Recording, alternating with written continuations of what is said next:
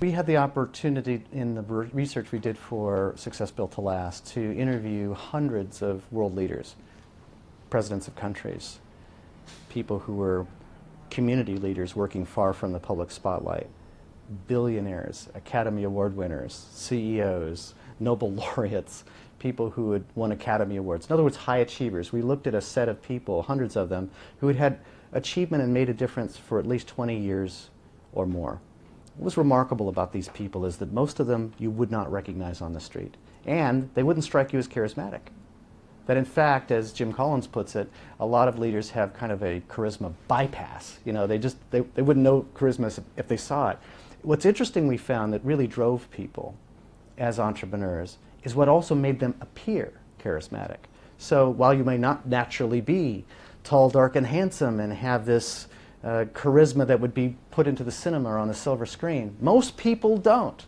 And when they become attractive and attract other people with what you'd think of as charisma, is really the fact that you've asked them about what they care about.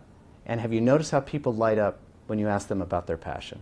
It's almost like Superman or Superwoman goes into a telephone booth, they get this call, and they hear something about their passion, and they come bursting out in uniform, and they are energized. So the way we talk about it in the book is that it's not so much whether you were born with charisma. It's more a matter of, does the cause that you're evangelizing have charisma?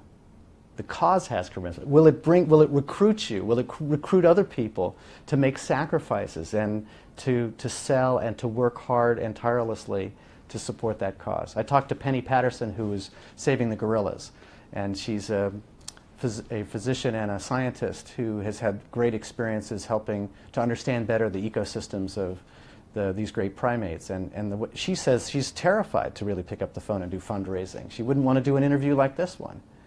But she's spectacular as an interview. When you get her talking about gorillas and how the closest cousin to humanity is about to die, and it's 1:45 and they'll be gone. So I have to pick up the phone, hand trembling. And she's charismatic. She's riveting. She has a story, and she buys the story.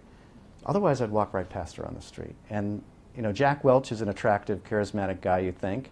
But when I first met him, you know, I'm not sure I would have considered him to be the larger-than-life charismatic leader until he actually sits in this chair and you ask him about something he cares about, and he comes to life, and he's effervescent, and he's engaging, and he's on topic. Leadership is not correlated with charisma very often. If you looked at the people who run CEOs of many companies, they are challenged to speak in public.